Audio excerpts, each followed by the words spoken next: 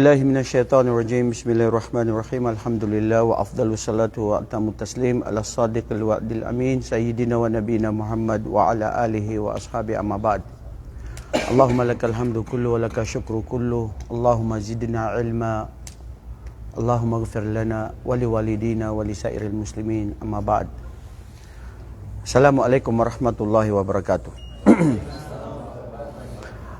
Talagang yung oras, mga kapatid, hindi natin kontrolado yung oras. Subhanallah. Akala ko darating ako ng 10 o'clock, pero alam nyo ba, umuulan ngayon dyan sa labas. Na-traffic, dalawang na-traffic na daanan ko, tapos nagkabanggaan pa yung mga kotse doon. So doon ako talaga natagalan. Pero alhamdulillah, kahit papaano, sa gabing ito, tayo ay nagkatipon-tipon muli para sa ating mga aralin, dagdag kaalaman sa ating reliyong Islam, lalong-lalo na sa mga 10 huling araw ng Ramadan. At kaya naman bakit ako nagpursige na talagang kailangan natin pumasok ngayon ay sa kadahilanan din na siguro sa next Monday at sa next Sunday siguro baka hindi tayo makakapasok. At ito rin ang sasabihin natin doon sa ating mga sumusubaybay sa page natin. At ganun pa man, kahit papano, kahit saan man tayo nandoon at patuloy pa rin tayo na nagbabahagi kahit saan man tayo nandoon. Allahumma amin. Habang may buhay pa, habang hindi pa tayo nababawian ng buhay. Ako, mga kapatid, sa totoo lang, natuwa ako sa ginawa ninyo. Wala pa ako rito, kahit papano. Pwede pa lang balang araw na pag namatay na ako, at least meron nandyan na kayo ay nakapagsalita. Tama yung sinabi ni Ibrahim Casey. Ano ang kaalaman kung ito ay hindi natin naibahagi? At alamin nyo, ang pinakamabuting salita na binibitiwan natin dito sa mundo ay ang pananalita na pagbabahagi ng katotohanan, pagtuturo ng katotohanan at turo sa Islam. Waman ahsanu qawlan mimman da'a ilallah wa amila saliha wa qala innani minal muslimin. Tipunin mo ang sinumang tao na poetry na makata dito sa mundo na napakamagaling magsalita. Walang-wala siya. Wala at hindi siya o obra sa isang ustad, sa isang mag-aaral na katulad niyo na nagbahagi lang ng hadith na sinabi ni Propeta sallallahu alaihi wasallam, na sinabi kaninang kapatid natin na si Jibril, la tahqiranna minal ma'rufi syai'a walau antalqa akhaka biwajhin taliq. Huwag kayong magkait, ika, sabi ni Propeta Muhammad, ng isang kataga o isang kakapirasong mabuting gawain. Maski yung makita mo lang ang kapatid mo na ikaw ay may maaliwalas na pagmumuka, isang uri ng sadaka. Hindi nyo ba nakuha, na pag-aralan dati na nakuha nyo yung mga hadith ni Propeta? Maski yung sinabi nyo lang, sabi ni Propeta Muhammad sallallahu alaihi wasallam, la taghdab. La taghdab. La taghdab. Na-memorize nyo yan. Kahit saan yan sa mga hadith. La yu'minu ahadakum. Mga kapatid, wallahi, huwag kayong magkait. Pinakamabuti na binitiwan na salita ninyo, ako, kahit sinong mangangaral, ay ang magparating ng hadith ni Propeta sallallahu alaihi wasallam. O salita ng Allah. Ang dila natin, ang mga anuman na nabitiwan nito, magsasaksi ito sa araw ng paghukom. Kaya yun, dapat lang, pag tayong nalilate, kayo na nandito, magbahagi. Huwag na kayo mag-antay saan yung leader, saan si Ustad. No, you should. Gamitin ng oras. Kasi kung hindi nyo nagamit yung oras na pag-antay nyo sa akin na more than 30 minutes, wala, namatay na yung oras natin, namatay yung oras nyo, nasayang. Pero yung ginawa ninyo na pagbabahagi ng bawat isa, faqidu shay la yu'ti, sabi ng mga fuqaha, hindi maibigay ng tao kung ano yung wala siya. Ang lalabas talaga kung ano yung nalaman mo. Sa loob ng ilang buwan, ilang taon na nag-aaral tayo dito, wala tayong may share, kailangan may share tayo. Tanggalin yung hiya, mga kapatid. Dahil ayon sa mga pantas, nasabi din ito, 2 tao na hindi kailanman matututo. Una, ang tao na mahiyain. Hindi yan matututo. Hindi yan may babahagi. Hindi yan magtatanong. Hindi yan magsasalita. Pangalawa, ang tao na mayabang. Dahil ang mataong mayabang, mahangin, hindi yan tatanggap. Hindi yan makikinig. Kasi akala niya siya lang yung magaling. Akala niya siya lang yung nasa tama. Kaya yan mga kapatid, huwag tayo magkait at kung bakit tayo nag-aaral, para sa ating sarili, para may bahagi natin ito, dahil alam natin, lilisanin natin ang mundong ito, at anong pinakamabuti na binitiwan natin ay ang salita na nalaman natin na naibahagi natin. Hada huwa mayusama sadaqatun jariyah. Al-ilmu alladhi yantafi'u bihi. Ang kaalaman na kung saan napakinabangan niya na kanyang naibahagi. Namatay na tayo, na nakikinabangan. Si Imam Bukhari, ilang ngayon mga tao na nakikinabang? Billions na mga Muslim. Patay na siya, nailibing na. Si Imam Ahmad, si Imam Malik, lahat ng mga scholar. Kaya nakikita ninyo ang mga kapatiran natin, ang mga nagtuturo sa atin, araw at gabi itong video na ito. Ito maski ito lang sa data ko. Alam ko balang araw lilisanin ko ang mundong ito. Pero kahit papaano, masira man ang Facebook, masira man ang YouTube, kahit papaano nandyan pa rin yan. At mayroon tayong mga kapatiran na Masya Allah nagpupursigi, nadalisay ang kanilang mga puso na nire-record nila, sinisave nila, sirain man nila ang page natin, mayroon pa rin makikinabang dahil may mga tao na nagsisave dito sa mga video na ito. Mga kapatid, walang pinakamabuti na tao dito sa mundo ay maliban sa tao na siya ay gumagawa ng kabutihan at nagbibigay ng pangaral sa mga tao at babala. Ngayong gabing ito, inshallah, ay kukunin natin at nababagay sa mga gabing ito ay patungkol sa kahalagaan ng gabi. Kahalagaan ng gabing ito. Bro, pakicheck yung mic kung hindi sira-sira, kung sino yung nagla-live dyan sa inyo. Pakiset kasi minsan di ko makita kasi minsan daw maingay yung mic. Tignan nyo lang para at least tuloy-tuloy natin. Okay, very good. Tuloy-tuloy. Bismillah. Mga kapatid, ang gabing 10 araw sa Ramadan. Noong 10 araw sa unang Ramadan, sumunod ang 10 hanggang 20 nung isang araw, pigain mo yung 10, 20 days ng Ramadan, ang pinakamahalaga itong 10 araw na natitira. Lumipas na yun. Timbangin mo lahat yun, ang pinakamabigat, pinakamarangal, pinakasagrado, itong 10 gabi na natitira. Kaya dapat ang Muslim maging wise. Maging wais tayo na gamitin ang mga sandaling ito, ang oras na ito, na pagpupursigi, paggawa ng kabutihan, lahat ng alam nating mabuti na dapat nating gawain, dahil magpapaalam na ang Ramadan na ito. At dito rin napapaloob ang gabi na kung saan tinatawag na Laylatul Qadr. At ito ang ating paksa ngayong gabi na ito. وَمَا أَدْرَكُمْ لَيْلَةُ الْقَدْرِ. Mga kapatid sa Islam, ang Laylatul Qadr, na kung saan ito ay matatagpuan natin sa Quran, isang buong chapter, kabanata, ang Suratu Al-Qadr. Isipin nyo kung gaano ito kahalaga.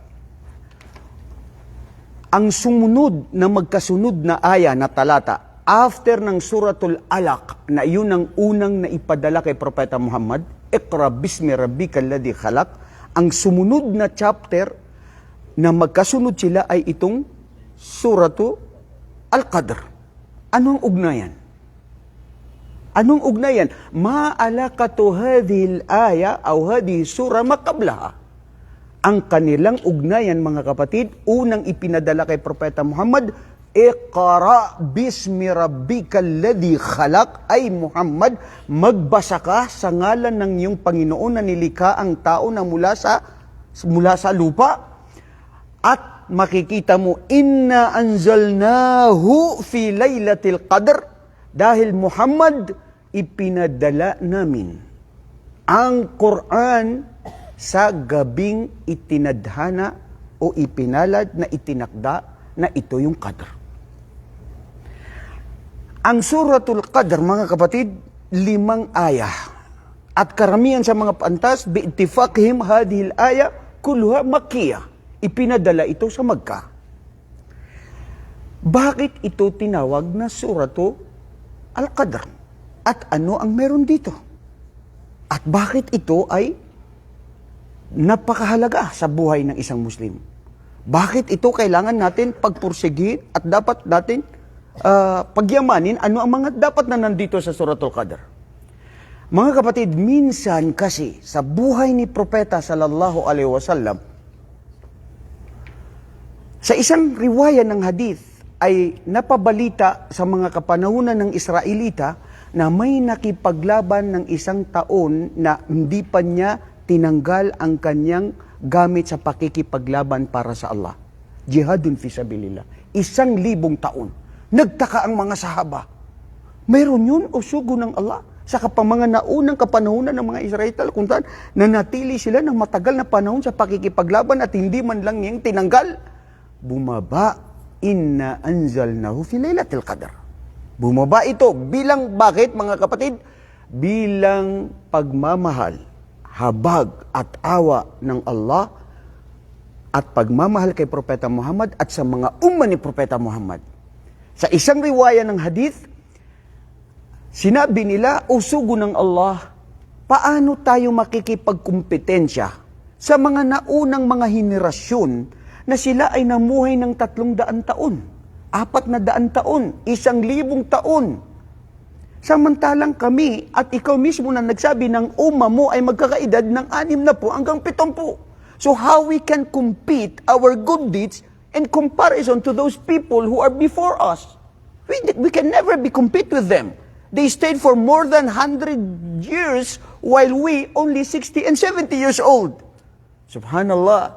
Pagmamahal ng Allah subhanahu wa ta'ala, mga kapatid, ang Laylatul Qadr, ibinabalang ito ng Allah kay Propeta Muhammad. Special gift. Pabuyag na kay Propeta Muhammad. At sa mga umma ni Propeta Muhammad sallallahu alaihi wasallam. Allahu Akbar. Naiiba ang Laylatul Qadr, mga kapatid. Ibig sabihin, makikita natin dito. Laylatul Qadri khairum min alfi shahr.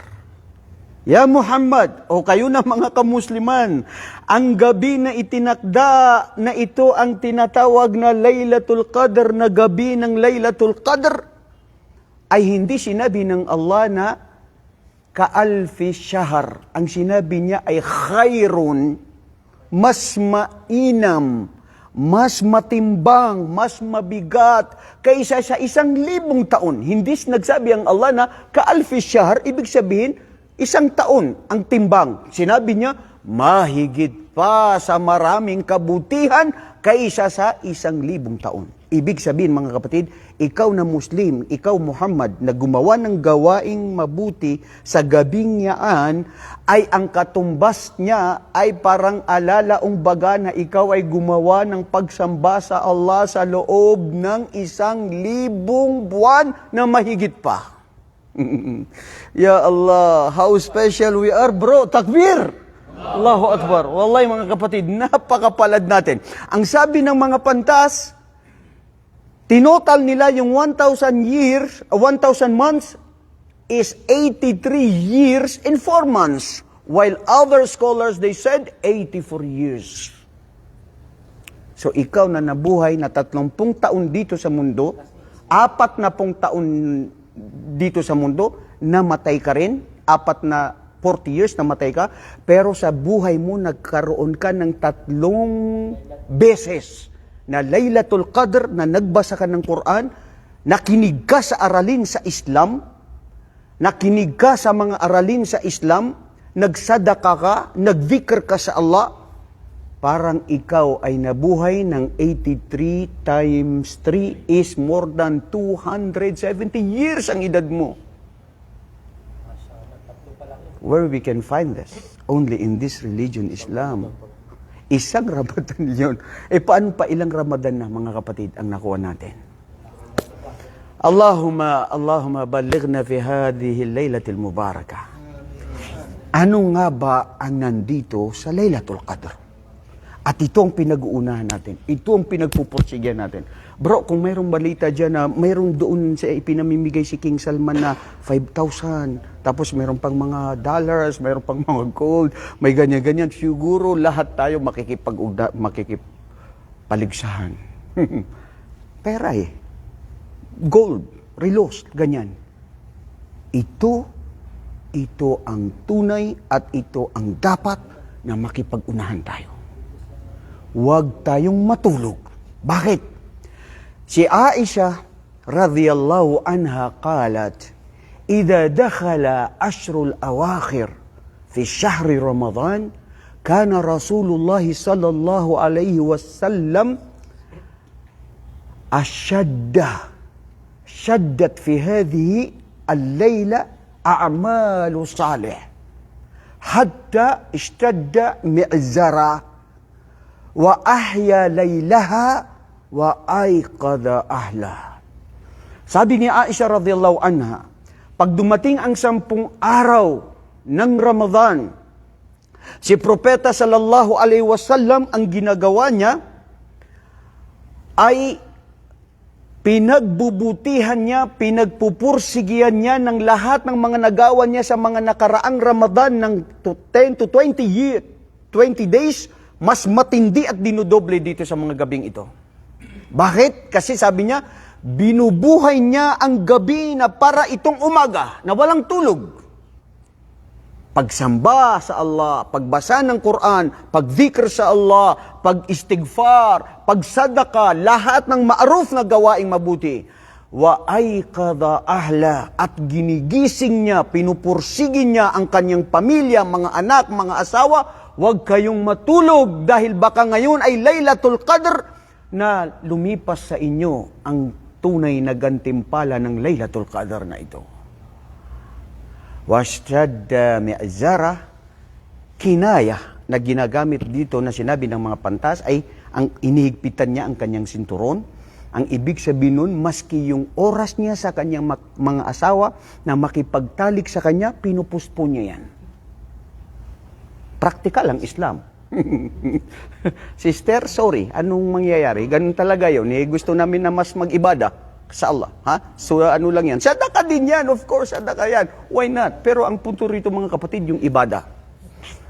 Ngayon, ano ang sinabi ng Allah? A'udhu billahi minasyaitanir rajim. Inna anzalnahu fi laylatil qadr. Hada inna harfu tawkid adawatun nasab, na nagpapatunay na katotohanan. Parang sumusumpa ang Allah na totoong totoo. Inna anzalna fi'il madhi mabniyun ala sukun, wa na huna anzalnahu wa damir al-muttasil, at ito ang damir muttasil na kung saan ang Allah subhanahu wa ta'ala ipinapabatid niya na katotohanan, ipinadala namin ang Quran sa Laylatul Qadr. Inna anzalnahu fi Laylatul Qadr. Wa ma adraka ma Laylatul Qadr.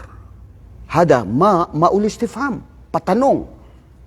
Bakit yung nagpapatanong ang Allah? Dahil gusto niya mapukaw kayo ng mga kamusliman, mga umma ni Propeta Muhammad. Ikaw Muhammad, na sinasabi sa'yo sa Laylatul Qadr na ito, anong nandito? Dapat magtatanong ka, ano bang nandito sa Laylatul Qadr na ito? Gano'n ito kahalaga?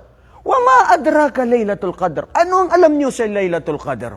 Ba'dal istifham anna Allah ajaba mubasharatan faqala inna anzalnahu fi Laylatul Qadr wa ma adraka Laylatul Qadr. Laylatul Qadr khairun min alfi syahr.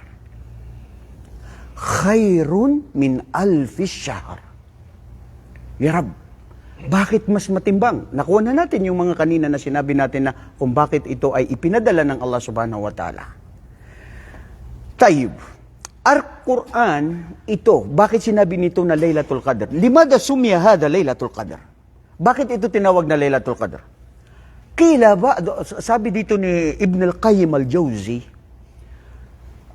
sumya bidhalika Laylatul Qadr bi'adhami hadhihi al-layla bi'anna arsala kitab Allah fi adhami al-layla wa fi adhami al-bashar wa huwa Muhammad wa fi adhami al-shahri al-hadi al-mubarak. Subhanallah. Dahil ito ang pinakadakila na gabi sa buong gabi na naganap sa mundo, ang Laylatul Qadr. Pinakadakila ang Quran na salita ng Allah. Isipin niyo mga kapatid, ang ating tagapaglikha, ang kanyang salita ipinadala sa gabi ng Laylatul Qadr. At ipinadala sa pinakadakila na tao na nilikha niya na si Propeta Muhammad. At pinakadakila na ito ay ibinaba niya sa pinakamabuti at sagradong lugar na ito ang Makkah. At ipinadala ito sa pinakadakila at pinakamarangal at mabuti na sagrado na buwan na ito ang buwan ng Ramadan. Saan pa napuno ang lahat ng mga pagkakadakila? Maliban dito sa Laylatul Qadr. Falidhalika a'azamul ayyam wa a'azamu hadhihi layla bimunasabati hadhihi laylatul mubarakah. Bakit din ito mahalaga? Sabi ni Ibn al-Qayyim al-Jawzi. Anong kakaiba nito? Makasaiso. Sabi din niya, lianna bidiq al-malaika. Wala sa nangyari sa buong sa sanlibutan na nangyayari sa Laylatul Qadr, sa dami ng mga anghel ng Allah ay bumababa sila sa Laylatul Qadr. At kasama nila na namumuno si Jibril alayhi salatu wasalam. Bumababa dito mula sa kalangitan, dito sa pitong palapag ng kalangitan, dito sa mundong ito. Bakit? Dala-dala nila ang Qadr. Anong Qadr mga kapatid? Ha? Of course, sabi dito ng mga pantas, yung una, tatlong klase na naibaba ang Quran. Una, naibaba ang Quran sa Lawhil Mahfud. Thumma ba'da dhalika anzala fi Lawhil Mahfud fi Baitil Izzah. At dito ay nakaantuto sa Sab'u Samawatil Ard. Sa Baitul Izzah, pangalawa yon, sa Baitul Izzah. Ibig sabihin, cover to cover ang Quran. Tapos na ito. Ngayon, sa Baitul Izzah na ipadala na naman ito kay Propeta Muhammad sa loob ng 23 taon. So there are 3 stages, the revelation of the Holy Quran, and it was sent in this month of Ramadan. And especially in this night of power, Laylatul Qadr. Bakit mga kapatid, mahalagan din ito? Dahil sa Laylatul Qadr, dito nababago at dito nagkakaroon ng pabago na ano ang magaganap sa loob ng isang taon. Bumababa ang mga anghel ng Allah na kung saan anong kasulatan na Qadr na naisulat na sa atin sa 50,000 years before the creation of us, na nandoon na siya sa Lawhil Mahfud, tapos na ang mga Qadr natin, pero ibinababa pa rin sila. Bakit mga kapatid? Kasi pwedeng mabago kung ano ang ipapasulat muli ng Allah subhanahu wa ta'ala. Wa madalil? Anong dalil? Laylatul Qadri khairun min alfi shahr, tanazzalul malaikatu biizni rabbihim min kulli amr. Ibinababa ng mga anghel ng Allah na kasama si Jibril dito sa Laylatul Qadr ang mga kaganapan na mangyayari sa bawat isa biizni rabbihim, sa kapahintulutan na kagustuhan ng Allah, biamrihim, na magaganap sa anumang na ating itinakda na mangyayari sa buhay mo sa loob ng isang taon na ito. Sa isang taon na ito, kung bumaba ang Laylatul Qadr, ibababa ano? Makakasama ka sa isusulat na mamamatay sa hindi pa darating sa next na Ramadan. Nasaan ka kapatid na nandito ka ngayon at buhay ka, malakas ka, na binabaliwala mo na hindi mo alam maari sa next na Ramadan ay wala ka na. Isinusulat kung sino ang mabubuhay muli, isinusulat kung sino ang bibiyayaan ng anak, kung sino ang makapagduduwaya na mag-aasawa uli, kung sino ang magiging anak niya, kung saan siya makakapuntang lugar, kung ano mangyayari sa kanya, maaksidente siya, kung ano, lahat ng mga kaganapan na mangyayari sa loob ng isang taon, ipinapasulat at mangyayari.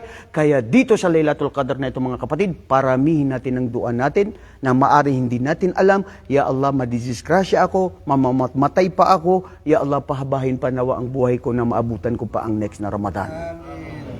At maaring mabago dahil ayon sa napag-aralan natin, ang qadru ya akhi, ya ikhwani fillah, wa fihi qasmani min ba'dil ulama ay yaqulun. Al-qadrul al-mubram o mubham. Al-qadr na tadhana na hindi kailanman ito mababago. Nilikha ka ng Allah, ayon sa hadith ni Propeta sallallahu alaihi wasallam, wa kataba maqadir al-khalaiq kull shay katabahu qabla 50,000 sana. Before the creation of the universe, before the creation of you, it is already written from the angels of Allah na ipinasulat niya ang mangyayari sa iyo. Pero, sabi ng mga pantas, yun yung mubram. At mayroong qadr na isa na nakasulat siya, pero depende kung gagawin mo. Sasabihin ng Allah, ito ang mangyayari sa kanya, pero kayo na mga anghel ko na pinag-uutusan ko, kung gagawin niya yan, ibigay. Kung hindi niya gagawin, wag niya ibigay. فَلِذَلِكَ عَقِيدَةُ أَهْلُ السُّنَّةِ وَالْجَمَاعَةِ نَحْنُ مَطْلُوبُونَ بِأَخْذِ الْأَسْبَابِ. Kailangan may galaw, kailangan may kilos, kailangan gagawin mo ang paraan. Nagsasabi ka na, ya Allah, okay, mangyayari na yun sa akin. Pero sasabihin ng Allah, kung gagawin niya, kung hindi mo gagawin, khalas. Bakit mo makukuha, hindi mo gagawin? Ano ka, hilo? Ibibigay sa iyo ang mga bagay na hindi mo ginawa, hindi mo pinagpursigyan? Ang mga Qadariya, ang mga Jahmiya, ang mga ibang mga firqa, kung bakit sila nangaligaw? Kasi yantasibuna bil qadr, na ang sabi nila, ang qadr maski hindi mo ginawang asbab, ang Allah nang bahala. Nagsina ako, pumatay ako, kagustuhan ng Allah. Hada khata. Mga kapatid, ang qadr nilikha ng Allah. Bigyan ko kayo ng malinaw na example. Ang pagdarasal. Tama? Nilikhain ng Allah subhanahu wa ta'ala na pinag-utusan tayo na magdasal. Saan galing yun? Pag-uutos na nilikha ng Allah. Tama? Sa Kanya yun. Ngayon, ginawa na asbab na magdasal ka. Sino ngayon ang gumawa ng pagdarasal? Sino? Ikaw. Anta mukhayyir. Di ba? Mukhayyir, ibig sabihin, mayroon kang choice. Pwede hindi ka nagdasal, pwede nagdasal ka. Ilang mga kamusliman na hindi nagdasal ngayon sa Tarawih? Ha? So ikaw ngayon, ang gumawa sa qadr mo na kapahintulutan yun ng Allah, pero hindi mo itatanasob sa Allah subhanahu wa ta'ala na gumawa ka ng masama o hindi ka nagdasal, sasabihin mo, ginawa na at ito na ang isinulat ng Allah. Mga kapatid, ang gusto ng Allah sa atin ay kabutihan. Gusto ng Allah sa atin ay makapasok sa paraiso, bigyan ng habag, pero nasa tao kung ano ang gusto niya sa sarili niya, kung paano ka magiging. Kakailangan nandun ang asbab. So, nakuha natin patungkol dito sa qadr na pwede mabago, pwede hindi rin mabago. Wala tayong kapasyahan doon. At alam natin, very optimistic tayo na ating paniniwala na ang Allah subhanahu wa ta'ala, kung anong ipinagkaloob niya, kung anong ibinibigay niya sa atin, mabuti, mahirap man ito, qadrun min Allah, syar wa khairihi, hada huwa khairun lana. At yan ang mabuti sa atin. Masama o mabuti na qadr, kapahintulutan at kagustuhan nito ng Allah, at tatanggapin natin ito.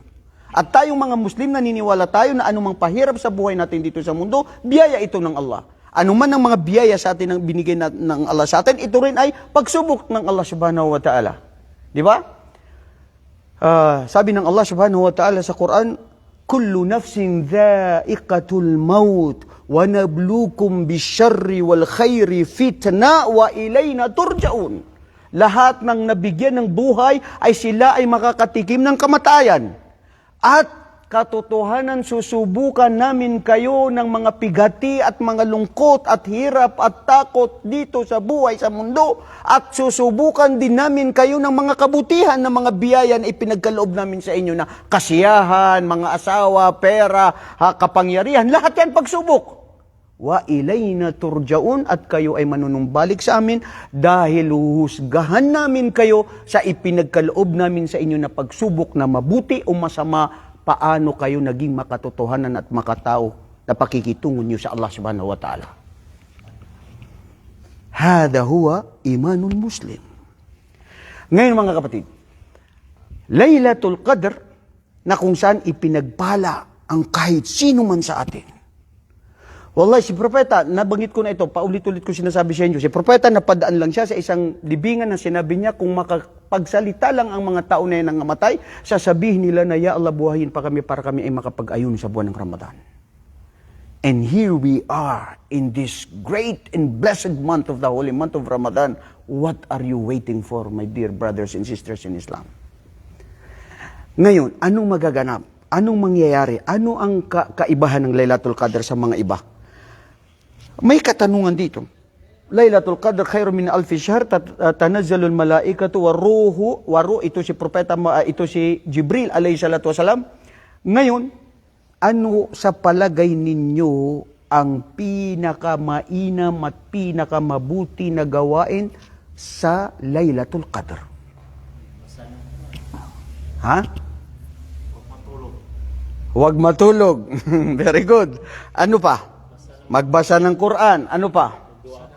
Magdua, magsadaka, magdhikr, ha?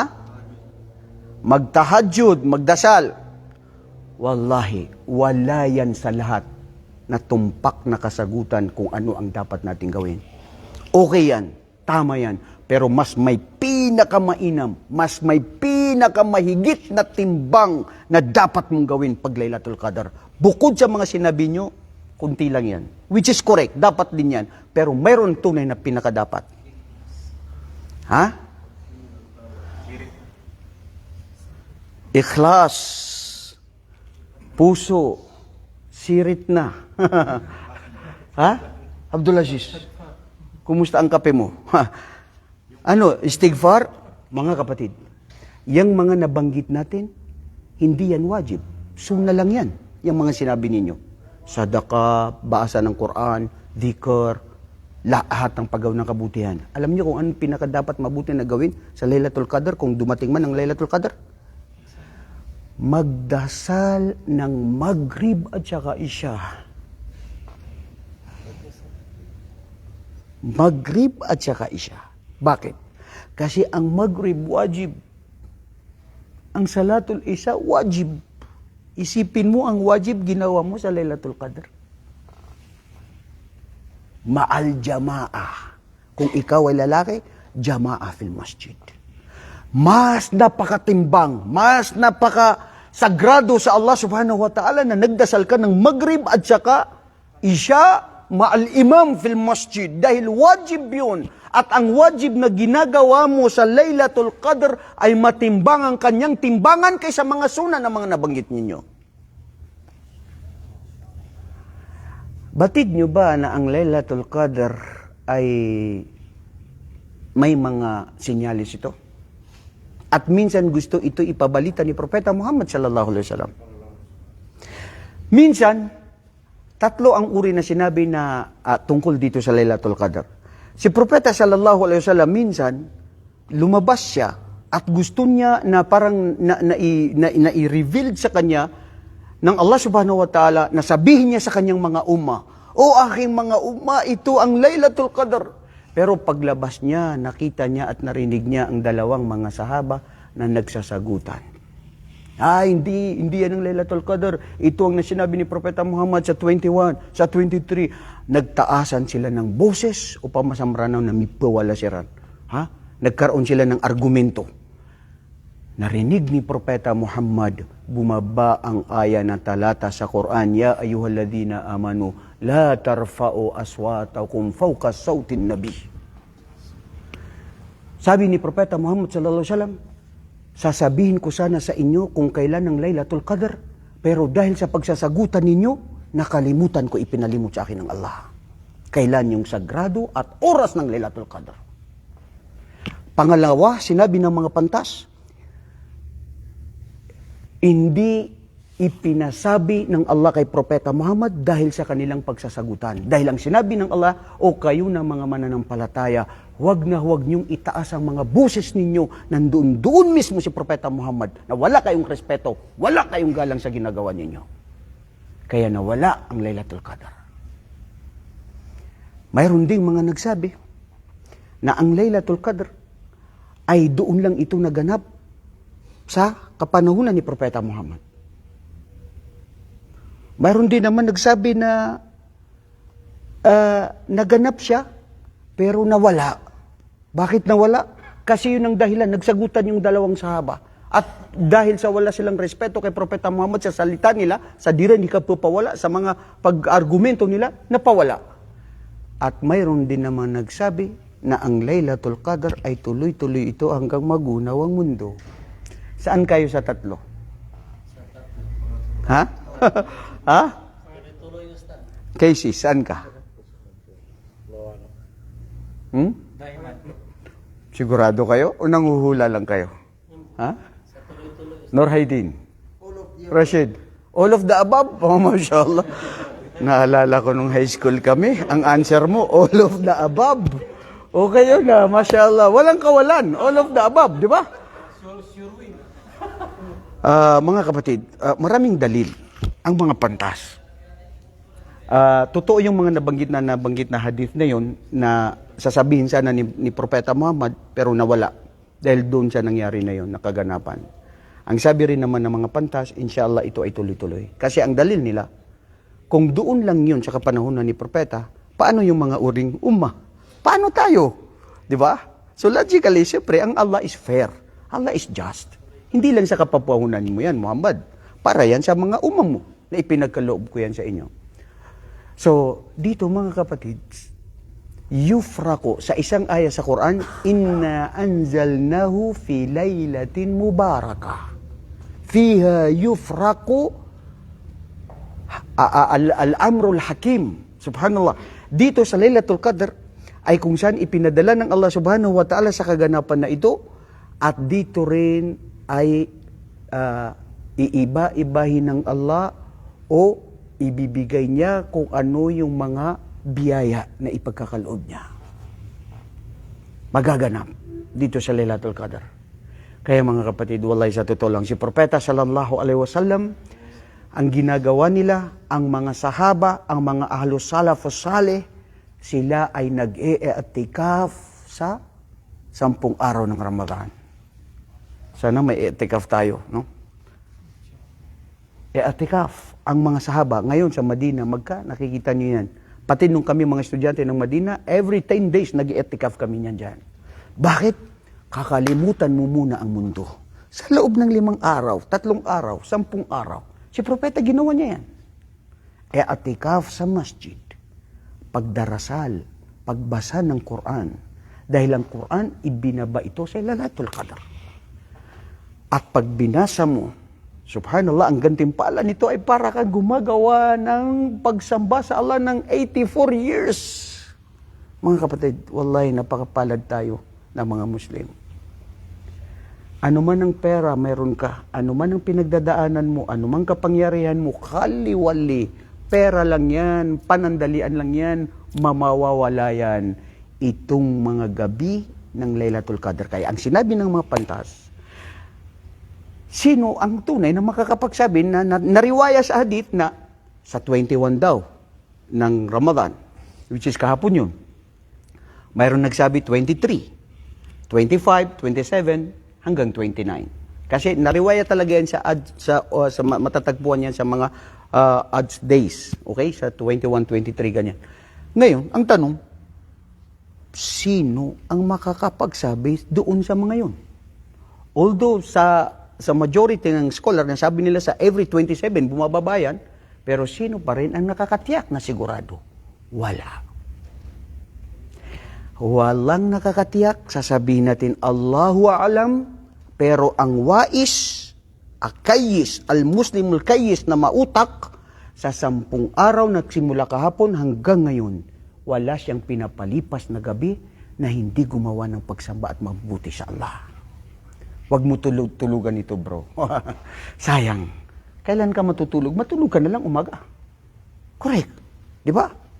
Tutulugan mo ito na sayang nandiyan yung Laylatul Qadr tapos natutulog ka lang. Sayang yung mga pagkakataon. Very specific period day lang ito. So anong mga gagawain mga kapatid? Kanina narinig ko yung puso. Ikhlas. Sa Laylatul Qadr mga kapatid, unang dapat nating baguhin ay ang ating puso. Wallahi. Kasi baka sayang ang ating mga gawain. Naghihiling ka, Ya Allah, anong sinabi ni Aisha? Qalat Aisha radhiyallahu anha indama su'ila Rasulullah sallallahu alaihi wasallam, Ya Rasulullah, idza ja'a Lailatul Qadr, famadha naf'al? Anong gagawin namin usugo ng Allah pag naramdaman namin na itong Lailatul Qadr? Sabi ni Propeta sallallahu alaihi wasallam, Ya Aisha, qul Allahumma innaka afuun tuhibbul afwa fa'fu anna. Dumating ang Lailatul Qadr, Ya Allah, innaka afun tuhibbul afwa fa'fu anna. Ya Allah, ikaw ang tunay na mahabagin, maawain, mapagpatawad, patawarin mo ako dahil mahal mo. Ikaw ay tunay na nagmamahal na nagpapatawad at patawarin mo ako. Tapos ang puso mo, hindi mo kinakausap ang kapatid mo. Hindi mo kinakausap ang magulang mo, ang pinsan mo, ang kaibigan mo, 20 taon, 10 taon, ilang araw, ilang buwan, ilapigan mo. Magkalaban kayo. May selos, may galit, may puot.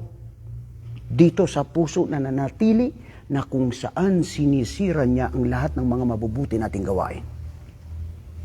Lidhalik, Rasulullah sallallahu alaihi wasallam haythu annahu qala anna Allah subhanahu wa ta'ala la yanzuru ila suwarikum wa ajzabikum walakin yanzuru ila qulubikum.